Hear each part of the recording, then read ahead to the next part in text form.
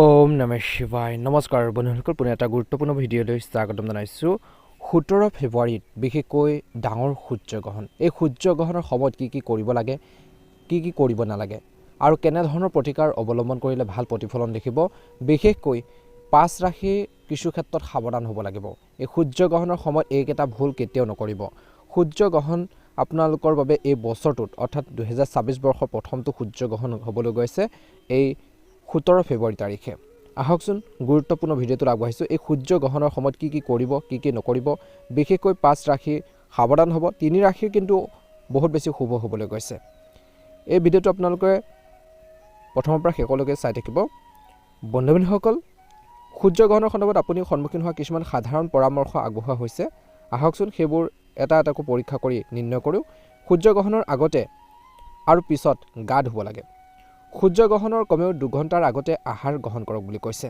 সূৰ্যগ্ৰহণ শেষ হোৱাৰ পিছত প্ৰস্তুত কৰাৰ সতেজ খাদ্য খাওক বুলি কৈছে কেতিয়াও আপোনালোকে বাছি যিখিনি আপোনালোকৰ ৰাহি হোৱা যিখিনি খাদ্য সূৰ্যগ্ৰহণৰ পাছত কেতিয়াও নাখাব নতুনকৈ ৰান্ধি খাব বুলি কৈছে সূৰ্যগ্ৰহণৰ সময়ত পোনপটীয়াকৈ সূৰ্যৰ ফালে চোৱাৰ পৰা বিৰত থাকিব লাগে ডাইৰেক্টলি আপোনালোকে সূৰ্যলৈ কেতিয়াও আপোনালোকে একেবাৰে নাচাব বুলি কৈছে বন্ধুসকল সূৰ্যগ্ৰহণ এই সময়খিনিত কৈছে যে সূৰ্যগ্ৰহণৰ আগতে আৰু পিছত আপোনালোকে গা ধুব লাগে গৰ্ভৱতী মহিলাক সূৰ্যগ্ৰহণৰ পিছত ঠাণ্ডা পানীৰে গা ধুবলৈ পৰামৰ্শ দিয়া হৈছে কিন্তু চাব অনুজীৱৰ বৃদ্ধিৰ যিকোনো ক্ষতিকাৰক প্ৰভাৱৰ পৰা ৰক্ষা কৰিবলৈ এনে কৰা হয় সূৰ্যগ্ৰহণৰ কমেও 2 ঘণ্টা আগতে খাদ্য গ্ৰহণ কৰক সূৰ্যৰ নীলা আৰু অতি বেঙুনীয়া ৰশ্মিয়ে প্ৰাকৃতিক বীজাণুনাশক হিচাপে কাম কৰে এনেকুৱা হয় যে সূৰ্যগ্ৰহণৰ সময়ত ইহঁতৰ তীব্ৰতা আৰু বিশেষকৈ অৰংগ দৈৰ্ঘ্য আৰু দিনতকৈ বেলেগ হয় ফলত ৰশ্মিয়ে আমাক খাদ্যৰ বিশুদ্ধ কৰাৰ ক্ষেত্ৰত স্বাভাৱিক ভূমিকা পালন কৰিব নোৱাৰে যাৰ ফলত খাদ্য সামগ্ৰীত অনুজীৱৰ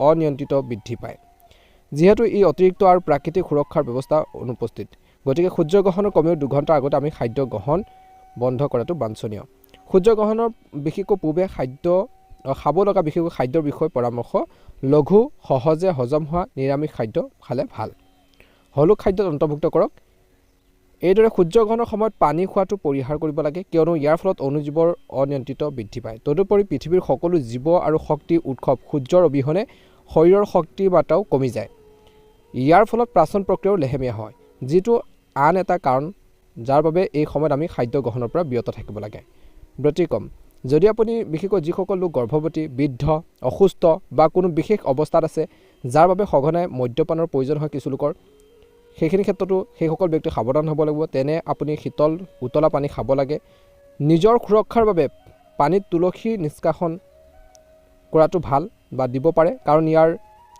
এন্টিভাইৰেল যি গুণ আছে বুলি কৈছে সূৰ্যগ্ৰহণ শেষ হোৱাৰ পিছত প্ৰস্তুত কৰা সতেজ খাদ্য খাব লাগে সূৰ্যগ্ৰহণৰ সময়ত সূৰ্যৰ ৰশ্মিৰ ক্ষতিকাৰক প্ৰভাৱ বাকি থকা খাদ্য শোষণ কৰি দূষিত কৰিব পাৰে গতিকে সূৰ্যগ্ৰহণৰ পূৰ্বে প্ৰস্তুত কৰা বাকি থকা খাদ্য মজুত নৰখাই ভাল বুলি কৈছে সূৰ্যগ্ৰহণ শেষ হোৱাৰ পিছত সতেজ খাদ্য আপোনালোকে প্ৰস্তুত কৰি খোৱাটো আপোনালোকৰ বাবে ভাল বুলি কৈছে সূৰ্যগ্ৰহণৰ সময়ত দৈৰ দৰে কিম্বন কৰা খাদ্যত দৰভা ঘাঁহ যোগ কৰিব পাৰে কাৰণ এই সময়খিনিত অনুকূল ফলাফল লাভ কৰিব বৈজ্ঞানিক গৱেষণাৰ পৰা পোৱা গৈছে যে এই ঘাঁহ ক্ষতিকাৰক ৰাসায়নিক সংগ্ৰহকৰ ঠাইত খাদ্য সংগ্ৰহক হিচাপে ব্যৱহাৰ কৰিব পাৰে সূৰ্যগ্ৰহণৰ সময়ত পোনপটীয়াকৈ সূৰ্যৰ ফালে চোৱাৰ পৰা বিৰত থাকিব লাগে কোনো সময়তে পোনে ৰ'দৰ ফালে বা সূৰ্যৰ ফালে বিশেষকৈ চোৱাটো বাঞ্ছনীয় নহয় কিন্তু সূৰ্যগ্ৰহণৰ সময়ত তেনে কৰিলে চকু স্থায়ী ক্ষতি হ'ব পাৰে গতিকে মনত ৰাখিব কেতিয়াও সূৰ্যগ্ৰহণৰ সময়ত ডাইৰেক্টলি আপোনালোকে সূৰ্যলৈ একেবাৰে নাচাব বছৰটো প্ৰথমটো সূৰ্যগ্ৰহণ হ'বলৈ গৈ আছে কাৰণ সূৰ্যৰ ৰশ্মিৰ তীব্ৰতা চকুৰ কোষবোৰত ক্ষতিগ্ৰস্ত কৰিব পাৰে যাৰ ফলত ৰেটিনাৰ কিছু জ্বলি যাব পাৰে বা ৰেটিনাৰ কিছু সমস্যা হ'ব পাৰে গতিকে ধ্যান ৰাখিব এই সময়খিনিত বিশেষকৈ নিয়মীয়া ছানগ্লাছতকৈ হাজাৰ গুণ বিশেষকৈ গ্ৰাহ সূৰ্যগ্ৰহণ প্ৰমাণিত চশমাৰে অনুষ্ঠানটো চাব পাৰি যিখিনি বিশেষকৈ বৈজ্ঞানিক দৃষ্টিভংগীৰে চাব পৰা যায় সেইখিনি অৱলম্বন কৰিব আপুনি পোনপটীয়াকৈ সূৰ্যলৈ চোৱাৰ পৰিৱৰ্তে প্ৰক্ষেপিত বা প্ৰতিফলিত ছবিও চাব পাৰে মনত ৰাখিব সূৰ্যগ্ৰহণৰ সময়ত বাহিৰলৈ যোৱাৰ পৰা বিৰত থাকক কাল্পনিক কথা অনুসৰি কোনো বৈজ্ঞানিক ভিত্তি নাই কিন্তু আয়ুৰ্বেদতো তেনে কোনো নিষেধাজ্ঞা নাই তথাপি গৰ্ভৱতী মহিলা ঘৰৰ ভিতৰতে থাকি বিশেষকৈ গৰ্ভস্থ শিশুৰ মংগলৰ বাবে জপ আৰু ধ্যান কৰাত লিপ্ত হোৱাটো ভাল ধ্যান আৰু জপৰ ইতিবাচক কম্পনে শিশুৰ মানসিক স্বাস্থ্যৰ ওপৰত উপকাৰী প্ৰভাৱ পেলায় বুলি কোৱা হয় বুলি কৈছে যদি আপুনি বিশেষকৈ যিসকল গৰ্ভৱতী মহিলা আছে সাধাৰণ নিৰ্দেশনাত থকা মিথ আৰু সত্যৰ বিষয়ে অধিক জানিব বিচাৰে অৰ্থাৎ সত্য সদায় আপোনালোকে সত্য কথা ক'ব, মিছা কথা কেতিয়াও আপোনালোকে এই দিনটোত কেতিয়াও নক'ব। সূৰ্যগ্ৰহণৰ সময়ত ধ্যান কৰক।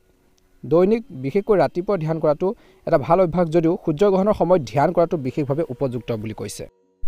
কাৰণ মন চন্দ্ৰৰ লগত আৰু দেহ পৃথিৱীৰ লগত সংযুক্ত। যিহেতু সূৰ্য মন আৰু দেহ উভয়ৰে সৈতে সংযুক্ত হৈ থাকে, গতিকে তিনিওটা আকাশী দেহ যেতিয়া সংহত হয় তেতিয়া শৰীৰটোৱে মনৰ লগত সংযুক্ত হৈ থাকে, যাৰ ফলত ই ধ্যান ধাৰণৰ বাবে এক আদৰ্শ সময় বুলি কৈছে।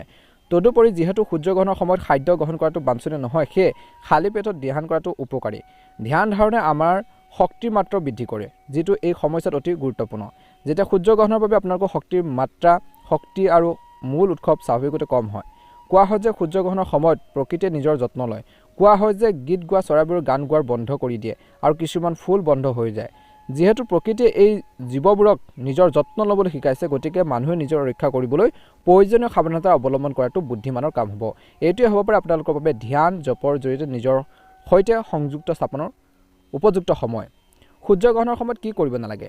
গ্ৰহণৰ সময়ত সূৰ্যক বিশেষকৈ সূৰ্যৰ ফালে খালী চকুৰে চোৱা উচিত নহয়, কিয়নো ই চকুৰ বাবে ক্ষতিকাৰক হ'ব পাৰে। তদুপৰি এই সময়ত খাদ্য ৰন্ধা আৰু খোৱাৰ নিষিদ্ধ। বিশ্বাস কৰা হয় যে এই সময়ত ঋণাত্মক শক্তি বৃদ্ধি পায়, যাৰ ফলত খাদ্য পানীও দূষিত হৈ পৰে। গৰ্ভৱতী মহিলাই গ্ৰহণৰ সময়ত ঘৰৰ পৰা ওলাই যোৱাৰ পৰা বিৰত থাকিব লাগে, কিয়নো ইয়াৰ ফলত তেওঁলোকৰ গৰ্ভস্থ সন্তানৰ প্ৰভাৱ পৰিব পাৰে। এই সময়ত কৈছে যে মূৰ্তি স্পৰ্শ কৰা আৰু পূজা কৰাটো পৰিহাৰ কৰিব লাগে। লগতে মনত ৰাখিব, এই দিনটোত বিশেষকৈ কেঁচি, দা, বেজী, সূতা আদি চোকা বস্তু গ্ৰহণৰ সময়ত আপোনালোকে ব্যৱহাৰ কৰিব নালাগে। এই সময়ত বিশেষকৈ এইবোৰ ব্যৱহাৰ কৰিলে নেতিবাচক প্ৰভাৱ পৰে বুলি বিশ্বাস কৰা হয়। সূৰ্যগ্ৰহণৰ সময়ত টোপনি পৰিহাৰ কৰিব লাগে আৰু কোনো শুভ কাম কৰিব নালাগে। সূৰ্যগ্ৰহণৰ সময়ত কি কৰিব? এই সময়ত ধৰ্মীয় গ্ৰন্থৰ আবৃত্তি আৰু মন্ত্ৰ জপ কৰাটো শুভ বুলি গণ্য কৰা হয়। সূৰ্যগ্ৰহণৰ সময়ত ঘৰতে মজুত ৰখা খাদ্য আৰু পানীয় তুলসী পাত দি দূষণ ৰোধ কৰিব পাৰে। সূৰ্যগ্ৰহণ শেষ হোৱাৰ পিছত গা ধোৱাটো জৰুৰী প্ৰয়োজন আছে, যাৰ ফলত শৰীৰ আৰু মন শুদ্ধ হয়। ইয়াৰ পিছত মন্দিৰ পৰিষ্কাৰ কৰি বিশেষকৈ আৰ্তজনক দান দিয়ক। ইয়াৰ ফলত গ্ৰহণৰ নেতিবাচক প্ৰভাৱ কমোৱাত সহায় হয় বুলি কৈছে। বিশেষকৈ সূৰ্যৰ বৰ্তমান মকৰ ৰাশিত 13 ফেব্ৰুৱাৰীত বিশেষকৈ কৈছে যে কুম্ভ ৰাশিত ট্ৰেনজিট হৈছিল। তাৰপিছত 17 ফেব্ৰুৱাৰীত বিশেষকৈ সূৰ্যগ্ৰহণ হ'ব। শনি ৰাশিত হোৱাৰ গ্ৰহণে এনে অনন্য গ্ৰহৰ প্ৰাপ্তিকৰণৰ সৃষ্টি কৰিছে। কুম্ভ ৰাশিত কেইবাটাও গ্ৰহৰ স্থাপন কৰিলে বিশেষকৈ এক বিৰল পঞ্চগ্ৰহী যুগৰ সৃষ্টি হয়। কুম্ভ ৰাশিত সূৰ্যগ্ৰহণ আৰু পঞ্চগ্ৰহী যুগে বিশেষকৈ কেইটামান ৰাশিক অন্তৰ্গত লোকক উপকৃত কৰিব। মন কৰিবলগীয়া হয় যে কুম্ভ ৰাশিত মংগল, বুধ, শুক্ৰ, চন্দ্ৰই সূৰ্যৰ সৈতে মিলি এক পঞ্চগ্ৰহী যুগ গঠন কৰিছে। প্ৰথম ৰাশিটো হৈছে মিথুন ৰাশি। মিথুন ৰাশি লোকসকলৰ বাবে পঞ্চগ্ৰহী যুগ অত্যন্ত উপকাৰী। এওঁলোকে কেৰিয়াৰৰ যথেষ্ট বৃদ্ধিৰ অভিজ্ঞতা লাভ কৰিব পাৰে। কেৰিয়াৰৰ উন্নতিৰ ফলত আৰ্থিক লাভ হ'ব। এই সময়ছোৱা স্বাস্থ্যৰ বাবে ভাল হ'ব। আয়ৰ নতুন খবৰ সৃষ্টি হ'ব মিথুন ৰাশিৰ লোকসকলৰ বাবে। ব্যৱসায়ৰ লগত জড়িত লোকসকলে লাভান্বিত হ'ব। তুলা ৰাশি। সূৰ্যগ্ৰহণৰ দিনা কুম্ভ ৰাশিত পঞ্চগ্ৰহী যুগ গঠন হ'ব, যাৰ ফলত আৰ্থিক অগ্ৰগতি দেখিব বুলি কৈছে। আপুনি হয়তো আবদ্ধ হৈ থকা ধন উদ্ধাৰ কৰিব পাৰে। তুলা ৰাশিৰ লোকে ঋণৰ পৰা মুক্ত পোৱাৰ সম্ভাৱনা আছে। এই সময়ছোৱাত নতুন ব্যৱসায় আৰম্ভ কৰিব পাৰে। এটা ডাঙৰ বিশেষকৈ ব্যৱসায়িক চুক্তিয়ে যথেষ্ট আৰ্থিক লাভ কঢ়িয়াই আনিব। ধনুৰাশিৰ বাবে বিশেষকৈ সূৰ্যগ্ৰহণৰ পৰা আৰ্থিক লাভ হ'ব পাৰে। পঞ্চগ্ৰহীৰ যুগে ধনুৰাশিৰ থলুৱা লোকসকলৰ বাবে ভাগ্য কঢ়িয়াই আনিব। আপুনি ঘৰ বা বাহন ক্ৰয় কৰিব পাৰে। নতুন বিশেষকৈ অভিজ্ঞতা লাভ কৰিব। ধনুৰাশিৰ স্থানীয় লোকসকলে নতুন উদ্যোগ আৰম্ভ কৰিলে উপকৃত হ'ব পাৰে। আপোনালোকৰ খৰচ কমি আহিব। আপোনালোকৰ স্বাস্থ্য ভাল হ'ব। কিন্তু সূৰ্যগ্ৰহণৰ ফলত মিথুন ৰাশিৰ লোকসকলৰ বাবে কৈছে যে তেওঁলোকৰ নৱম স্থানত হ'ব। ফলস্বৰূপে এই সূৰ্যগ্ৰহণৰ প্ৰভাৱ আপোনালোকৰ বিশেষকৈ ভাগ্যত অনুভৱ কৰা হ'ব। এই সময়ছোৱাত আপুনি আপোনালোকৰ সন্তানৰ সৈতে জড়িত অসংখ্য সমস্যাই অশান্তি দিব পাৰে কিছু ক্ষেত্ৰত, মনত ৰাখিব। ইয়াৰ উপৰিও অপ্ৰয়োজনীয় খৰচো যথেষ্ট বৃদ্ধি পাব পাৰে। আপুনি আপোনালোকৰ খৰচ নিয়ন্ত্ৰণ কৰিবলৈ পৰামৰ্শ দিয়া হৈছে, নহ'লে আপুনি যথেষ্ট অসুবিধাৰ সন্মুখীন হ'ব পাৰে। কেইবাটাও অপ্ৰয়োজনীয় ভ্ৰমণো আপোনালোকৰ কৰিব লাগিব পাৰে। আপোনালোকৰ স্বাস্থ্যৰ বিশেষ যত্ন ল'বলৈ পৰামৰ্শ দিয়া হৈছে। ঘৰৰ পৰিৱেশটো যথেষ্ট উত্তেজনাপূৰ্ণ হ'ব পাৰে আৰু বহুতো জটিলতা আপোনালোকৰ পাৰিবাৰিক জীৱনত টিকি থাকিব, গতিকে ধ্যান ৰাখিব। প্ৰতিকাৰ স্বৰূপে ভগৱান হনুমানক এটা বিশেষ বহাগ বুলি কৈছে। সিংহ ৰাশিৰ লোকসকলৰ বাবে সপ্তম স্থানত সূৰ্যগ্ৰহণ হ'বলৈ গৈছে। ফলস্বৰূপে সিংহ ৰাশিৰ লোকসকলে কোনো এটা বিষয়ক লৈ নিজৰ সংগীৰ সৈতে উত্তেজনা আৰু সংঘাতৰ সন্মুখীন হ'ব পাৰে। অংশীদাৰিত্ব সম্পৰ্কে কাম কৰাসকলে এই সময়ছোৱাত যথেষ্ট অসুবিধাৰ সন্মুখীন হ'ব পাৰে। সম্ভৱ হ'ব যে আপোনালোকৰ ব্যৱসায়িক অংশীদাৰে আপোনাক বিশ্বাসঘাতকতা কৰিব পাৰে বুলি কৈছে। বিশ্বাসঘাতকতা, গতিকে ধ্যান ৰাখিব। নিজৰ কামৰ ওপৰত তীক্ষ্ণ দৃষ্টি ৰাখিবলৈ চেষ্টা কৰক বুলি কৈছে সিংহ ৰাশিৰ লোকসকলে। আপোনালোকৰ কামৰ সন্দৰ্ভতো হেঁচা পৰিব। সাৱধানে যান বাহন ব্যৱহাৰ কৰক। কোনো দুৰ্ঘটনা সংঘটিত হোৱাৰ সম্ভাৱনা আছে। গুৰ মিহলাই ৰঙা গৰুক ৰুটি খুৱাওক বুলি কৈছে প্ৰতিকাৰ স্বৰূপে। কন্যা ৰাশিৰ লোকসকলৰ কৈছে যে এই সময়খিনিত নিজৰ ওচৰ চুবুৰীয়াৰ ওপৰত গুৰুত্ব দিব লাগে। তেওঁলোকে হয়তো আপোনালোকৰ বিৰুদ্ধে ষড়যন্ত্ৰ কৰিবলৈ চেষ্টা কৰিব। তদুপৰি এই সময়ছোৱাত আপোনালোকৰ স্বাস্থ্য বেয়া হ'ব পাৰে। আপুনি আপোনালোকৰ স্বাস্থ্যৰ ক্ষতি কৰিব পাৰে। গতিকে কৰ্মৰ ক্ষেত্ৰতেই হওক, সকলো ক্ষেত্ৰতে ধ্যান ৰাখিব। লাহে লাহে অগ্ৰগতিৰ ফলত আপোনালোকৰ মানসিক অশান্তি বাঢ়িব পাৰে। প্ৰতিকাৰ স্বৰূপে সূৰ্য বিশেষকৈ চালিচা আবৃত্তি কৰি আৰ্তজনক ৰঙা কাপোৰ আপোনালোকে দান কৰক বুলি কৈছে। কুম্ভ ৰাশি আৰোহী ঘৰত হ'বলৈ গৈ আছে সূৰ্যগ্ৰহণ। গতিকে কুম্ভ ৰাশিৰ অধীনত জন্ম লোৱা লোকসকলৰ বাবে এই সূৰ্যগ্ৰহণৰ প্ৰভাৱ আটাইতকৈ বেছি হ'ব। সূৰ্যৰ ফলত কুম্ভ ৰাশিটো ৰাহু উপস্থিত থাকিব। ফলস্বৰূপে আঘাত আৰু শাৰীৰিক অস্বস্তিৰ সম্ভাৱনা আছে। সূৰ্যগ্ৰহণৰ পিছত বিশেষকৈ স্বাস্থ্যৰ প্ৰতি কুম্ভ ৰাশিৰ জাতক জাতিকাসকলে মুঠৰ পৰা স্বাস্থ্যৰ ওপৰত গুৰুত্ব দিব লাগিব। পাৰিবাৰিক বিষয়টো যথেষ্ট অসুবিধাৰ সন্মুখীন হ'ব পাৰে। বৈবাহিক জীৱনে বিভিন্ন বিষয়ক লৈ জীৱনসংগীৰ সৈতে উত্তেজনাপূৰ্ণ সন্মুখীন হ'ব পাৰে। মতৰ পাৰ্থক্য থাকিব, ভুল বুজাবুজি হ'ব পাৰে। প্ৰতিকাৰ স্বৰূপে মহামৃত্যুঞ্জয় মন্ত্ৰ জপ কৰক বুলি কৈছে। মীন ৰাশি দ্বাদশ স্থানত সূৰ্যগ্ৰহণ হ'বলৈ গৈছে। ফলস্বৰূপে মীন ৰাশিৰ লোকসকলে আৰ্থিক লোকচানৰ বিশেষকৈ লোকচানৰ হোৱাৰ সম্ভাৱনা আছে বুলি কৈছে। এই সময়ছোৱাত কোনো ধৰণৰ ঋণৰ বাবে আবেদন নকৰিবলৈ চেষ্টা কৰক, কিয়নো ঋণ পৰিশোধ কৰাটো অসম্ভৱ হ'ব পাৰে। ইয়াৰ উপৰি আপুনি বহুতো অসুবিধাৰ সন্মুখীন হ'ব পাৰে।